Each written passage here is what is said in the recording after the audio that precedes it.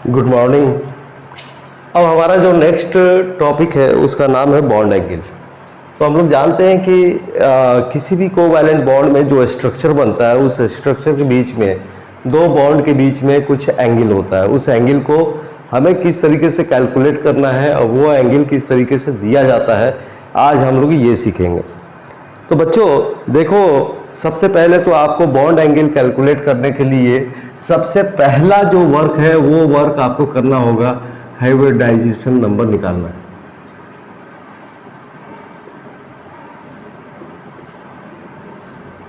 Number निकालना। Okay, सबसे पहला हमारा वर्क क्या है? हाइब्रिडाइजेशन नंबर निकालना है। तो हाइब्रिडाइजेशन नंबर निकालने से पहले हम देख लेते हैं कि एसपी जो हमारा बॉन्ड होता है, इस बॉन्ड में आपने स्ट्रक्चर देखा था कि लीनियर होता है। क्या होता है? ये लीनियर होता है, लीनियर स्ट्रक्चर होता है। तो इसके बीच में जो एंगल बनता है वो एंगल क्या बनता है? बिल्कुल 180 डिग्री का, यानी कि एक स्ट्रेट लाइन का एंगल होता है। ये एंगल कुछ इस तरीके से बनता है। दूसरा हमारे पास है SP2। तो SP2 के में हमारा जो एंगल बनता है वो एंगल बनता है आपका ट्राइगोनल शेप होगा। तो ट्राइगोनल शेप आप जानते हो, कुछ इस तरीके से इसका ट्राइगोनल शेप बनता है ना। तो इसमें जो एंगल आपका होता है ये प्लानर होता है, ट्राइगोनल प्लानर। अब इसका जो एंगल होता है वो होता है 120 डिग्री का होता है, यानी कि कुछ ये एंगल बनता है 120 डिग्री का। इसके बाद से हमारा SP3 है।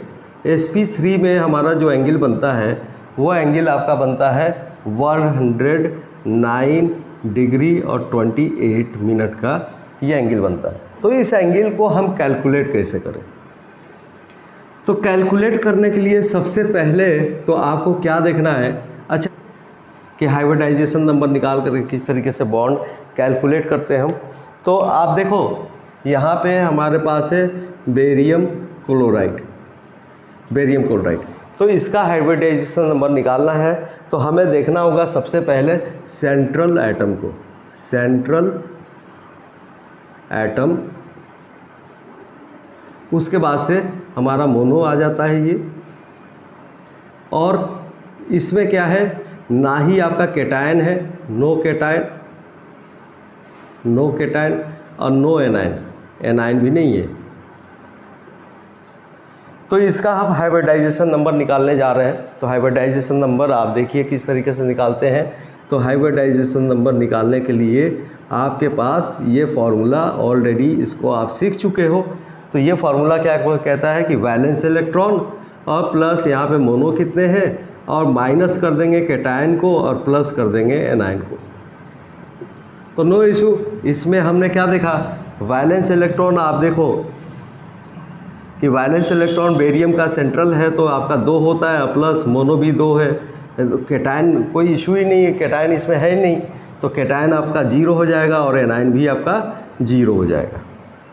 अब आप ये देखिए कि ये आपका मल्टीप्लाई हो जाएगा 2 हो गया आपके पास, यानी कि 2 जो आपका ये आ रहा है, 2 आपको किसको डिनोट कर रहा है? 2 डिनोट SP को, SP बॉन्ड को डिनोट कर रहा है। तो चलो इसका एक स्ट्रक्चर बनाते हैं बेरियम क्लोराइड का, BeCl2 का स्ट्रक्चर हम बना के देखते हैं। इससे पहले मैं स्ट्रक्चर यहाँ पे बना देता हूँ। बेरियम सेंटर में होगा और क्लोरीन आपका दोनों साइड से अटैच है ना। तो आप देखो ये स्ट्रक्चर आपको कैसा मिल रहा है, ये सेंटर में आपका बेरियम है और यहाँ पे क्लोरीन है दोनों। तो ये एंगल आपको कितना मिला? ये एंगल आपको मिलता है 180 डिग्री का। और इस तरह के एंगल को हम क्या बोलेंगे? फॉर्मल बोलेंगे। क्या बोलेंगे? फॉर्मल बोलेंगे, या रेगुलर एंगल बोलेंगे, या नॉर्मल बोलेंगे। ठीक है जी। तो ये आपका 180 डिग्री का। तो हमने क्या देखा, SP के अंदर हमारा एंगल क्या मिलता है? SP बॉन्ड के अंदर हमारा एंगल मिलता है 180 डिग्री। Cl3 अब देखो, अगर आपको कोई डाउट आता है या कोई ऐसा इशू आता है तो आप लोग कमेंट कर सकते हैं और आप मुझे बताएं कि आपको ये वीडियो कैसा लगता है, और कोशिश करो कि अगर आपको अच्छा लगता है ये वीडियो तो इसको सब्सक्राइब भी करो इस चैनल को, ताकि हमें भी मोटिवेशन मिल सके, और इसको लाइक भी करो और ज़्यादा से ज़्यादा आप लोग शेयर भी करें, ताकि ये चैनल का फ़ायदा सारे बच्चों को मिले। और तो हाइब्रिडाइजेशन नंबर निकालने के लिए हमारा सेंट्रल, आपको देखो ये हो गया, आपका बोरॉन सेंट्रल हो गया और आपका ये मोनो हो गए। तो इस तरीके से हम निकाल लेते हैं। इसका फार्मूला है हाइब्रिडाइजेशन का, ये फार्मूला है। बोरॉन का 3 होता है, 3 प्लस मोनो भी 3 है, यहाँ पे क्लोरीन 3 है, तो हम लिखेंगे 3 और माइनस। अब केटाइन कोई भी नहीं है, इशू कुछ भी नहीं है यहाँ पे कि आपको केटाइन को देखना है, केटाइन है ही नहीं, ना ही यहाँ पे एनाइन है। इंटू 6, तो अगर मैं इसको डिवाइड करूँ तो आपको आ जाएगा 3। तो 3 का मतलब क्या है, sp2। और sp2 का जो स्ट्रक्चर बनता है, तो B आपका सेंटर में है और क्लोरीन कुछ इस तरीके से आपको अटैच है। क्लोरीन कुछ इस तरीके से हम बना सकते हैं, क्लोरीन। और इनके बीच में जो एंगल होगा वो एंगल होगा 120 डिग्री का। इसमें कोई भी लोन पेयर नहीं है। ओके, तो आपने क्या देखा कि बोरॉन क्लोराइड का आपका स्ट्रक्चर एंगल क्या मिल रहा है, तो एंगल मिल रहा है 120 डिग्री का मिल रहा है। ओके, चलिए अब अगले एग्जाम्पल की तरफ चलते हैं। नोट भी डाल सकते हैं कि टू फाइंड, नोट आप डाल लो, to find bond angle.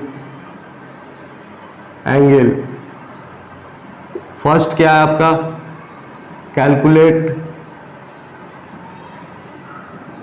Hybridisation number,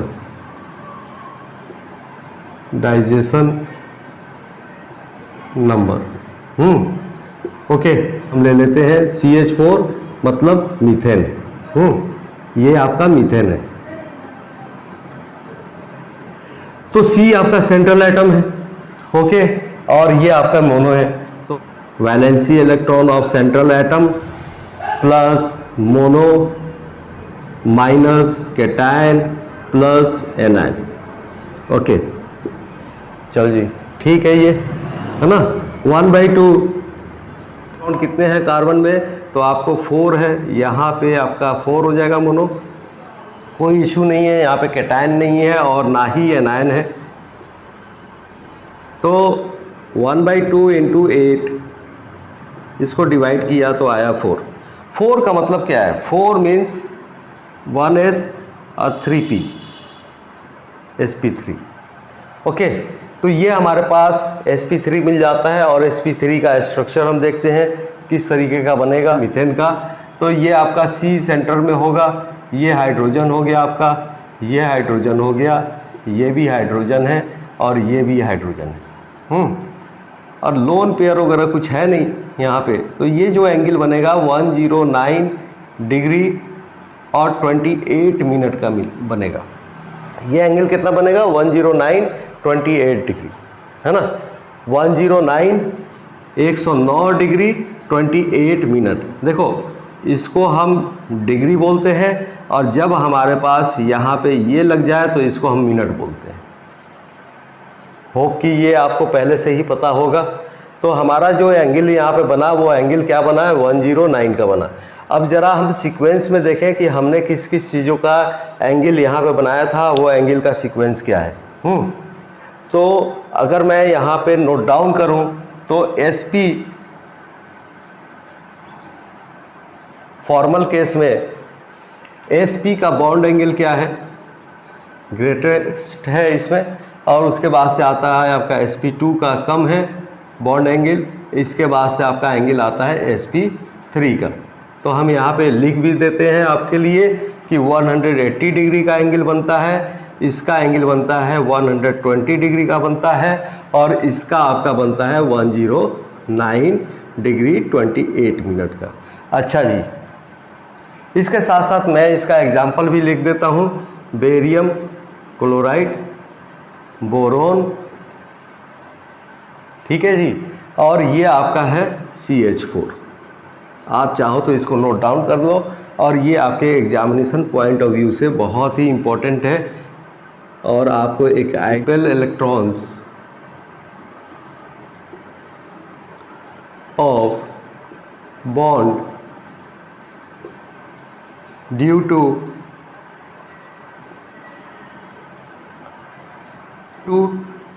valence shell electron repulsion negative charge on valence electrons. ठीक है जी। तो क्या है, लोन पेयर अगर प्रेजेंट है, सेंट्रल एटम को हम देखेंगे सबसे पहले क्या उसके ऊपर कोई लोन पेयर तो प्रेजेंट नहीं है। अगर लोन पेयर है तो वो 3 एग्जाम्पल ले लेते हैं और फिर हाइब्रिडाइजेशन नंबर निकालेंगे इसमें। चलो निकालते हैं, देखते हैं, है ना। CH4 का तो आपको पता है CH4 का 1/2 यहाँ पे आपका हो जाएगा 4 + 4 - 0 + 0। तो 1/2 × 8, ये बार बार ये आता है, बार बार ये एग्जाम्पल अपने पास नोट कर लो। तो 4 आया, तो 4 का मतलब क्या है, sp3। ओके, इस केस में देखते हैं तो नाइट्रोजन का आपका कितना होता है, 5 होता है। 5 + 3 - 0 + 0, है ना। ये आपका क्या आया, 8, यानी कि ये हो गया 4।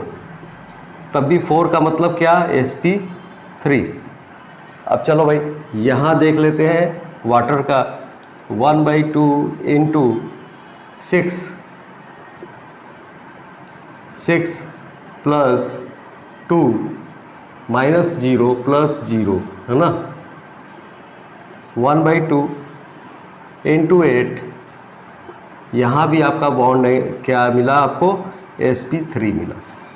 लेकिन क्या इन तीनों में, तीनों sp3 है, क्या तीनों का अगर मैं बोलूं कि CH4 का एंगल और NH4 का एंगल और H2O 0 का एंगल, अगर ये रेगुलर फॉर्मल केस होता तो इसमें एंगल क्या आते, 10928 आता मिनट, 10928 मिनट, 109 डिग्री 28 मिनट। तो रेगुलर फॉर्म में आ जाएगा। ये जो आपका NH3 है, इसमें आपका एक लोन पेयर आ जाता है, और लोन पेयर प्रेजेंट,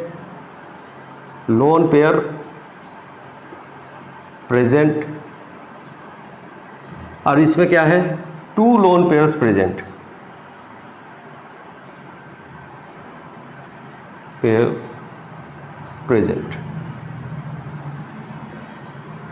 तो इसके वजह से क्या होता है, इसके बॉन्ड एंगल एक जैसे नहीं आते।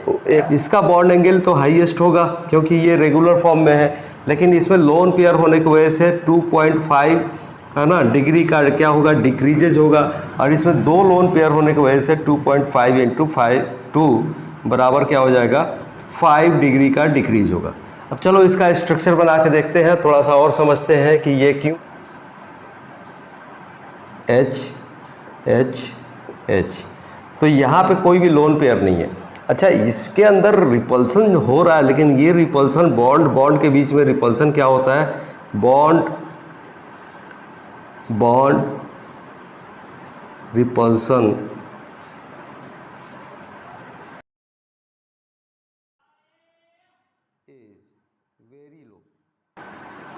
बहुत ही लो होता है ना। तो इसका जो बनेगा आपका एंगल बना वो 10928 मिनट। NH3 का क्या होगा, सेंट्रल में आपका N है, ठीक है जी, और ये आपका हाइड्रोजन है यहाँ पे, और ये आपका लोन पेयर है। तो ये लोन पेयर क्या करेगा, ये लोन पेयर रिपेल कर रहा है, क्या कर रहा है, रिपेल कर रहा है। लोन पेयर क्या कर रहा है, रिपेल कर रहा है। तो रिपेल जब करेगा तो ये एंगल्स क्या हो जाएंगे, इसके एंगल्स क्या हो जाएंगे, और छोटे हो जाएंगे। क्या हो जाएंगे, छोटे हो जाएंगे। कितने छोटे हो गए, तो 2.5 से छोटा हो जाएगा, तो इसका हो जाएगा 109 डिग्री 28 मिनट -2.5 हो जाएगा।